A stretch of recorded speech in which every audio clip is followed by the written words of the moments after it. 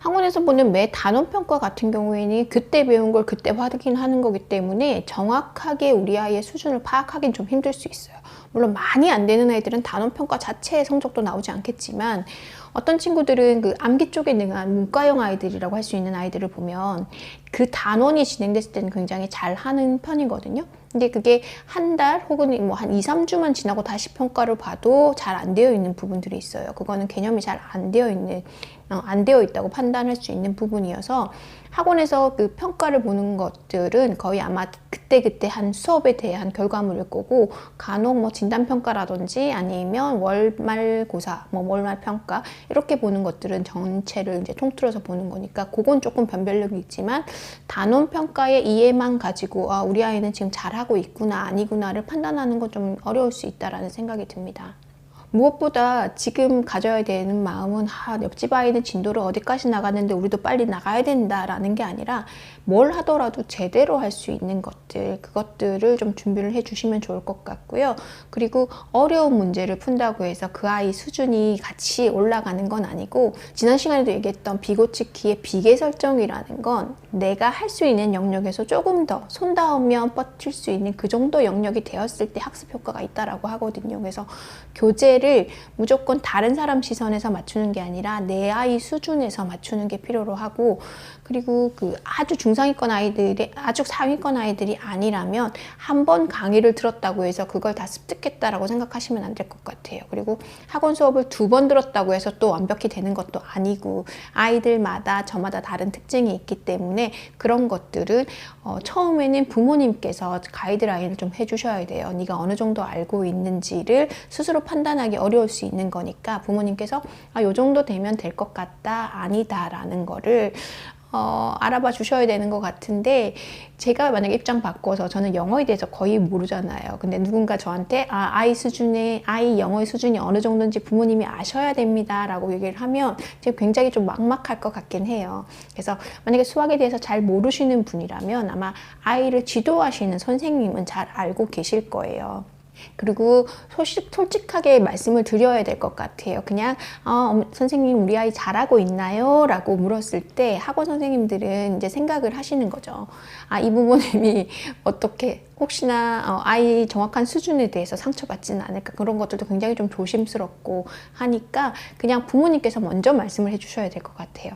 선생님 괜찮은데요, 우리 아이의 정확한 수준을 알고 싶어요 라고 말씀을 하시면, 거의 이제 경력이 좀 있으신 분들은 아마 솔직하게 말씀을 해주실 거라고 생각이 들어요. 왜냐면 지금 이거 눈 가리고 아웅 해봐야 좀 있으면 바로 들통이 나고, 그거는 학생의 시간과 부모님의 돈과 여러 가지들을 낭비하는 수준이 될 수 있는 거기 때문에, 부모님들이 그냥 형식적으로 선생님 우리 아이 잘하고 있나요? 라는 수준이 아니라 정확하게 부족한 부분을 알려주세요. 선생님 혹시 가정에서 보완할 부분이나 아니면 지금 진행했던 내용에서 잘 안 되는 부분이 있다면 다시 반복할 수 있게끔 그렇게 말씀을 해주세요 라고 하면 선생님이 좀 더 편안하게 말씀을 해주실 수 있을 것 같아요.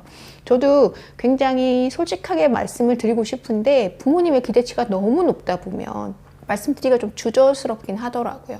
아이 수준은 이만큼인데 부모님의 눈높이는 이만큼이 있는 거예요. 그러면 이거는 참 조율해 나가기가 힘들고, 그때도 말씀드렸지만 학원에서 잘한다는 건 지금 내가 내어주는 과제, 내가 주는 수준을 해결을 하면 잘한다라고는 할 수 있거든요.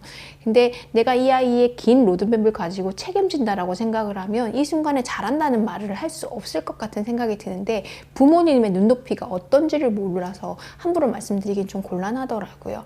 상담을 하실 때 좀 그런 마음이셨으면 좋겠어요. 우리 아이가 조금 더 발전적인 방향으로 갈 수 있게끔 선생님과 부모와 학생이 협업을 해서 제일 최적화된 학습을 할 수 있게끔 소통을 해야 된다라고 생각이 들거든요. 그냥 무작정 나는 돈을 내고 학원에 맡겼으니 네가 알아서 해라도 아닌 것 같고, 학원에서는 내 자식은 아니고 부모님 자식이니 이 정도는 알아서 하셔라 라는 것도 아닌 것 같고, 그래서 이렇게 뭐 자주 통화는 아니더라도 어떤 마인드로 접근하고 있는지, 그리고 지금 내가 빠른 진도를 나가기 위해서 조급한 상황이 아니라 지금 차근차근 다져가고 있는 상황이어서 제대로 된 학습을 하고 싶다라는 그런 의견을 강력하게 표시를 하시면 선생님들도 그에 맞춰서 대응을 해 주실 거라고 생각이 듭니다.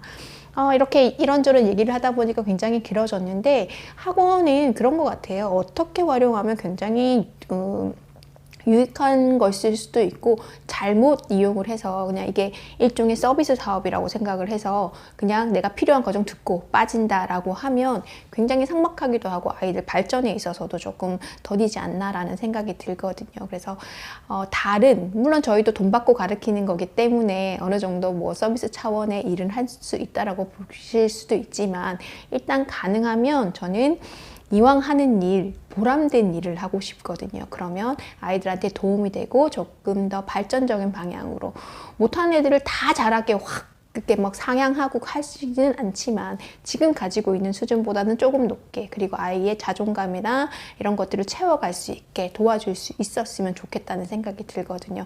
아마 학원에 계신 많은 선생님들이 이런 생각을 하고 있지 않나라는 생각이 듭니다.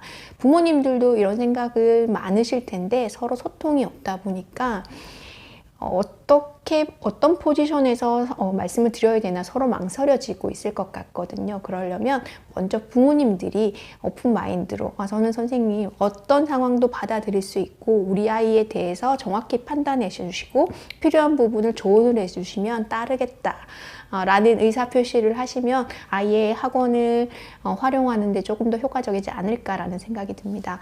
별것 아닌 내용일 수도 있고 어떤 분들에게는 처음 듣는 내용일 수도 있는데 아이의 학습에 조금 도움이 되시기를 바랍니다. 네, 오늘 제 영상은 여기까지고요. 다음에 다시 인사드리도록 하겠습니다. 시청해 주셔서 감사합니다.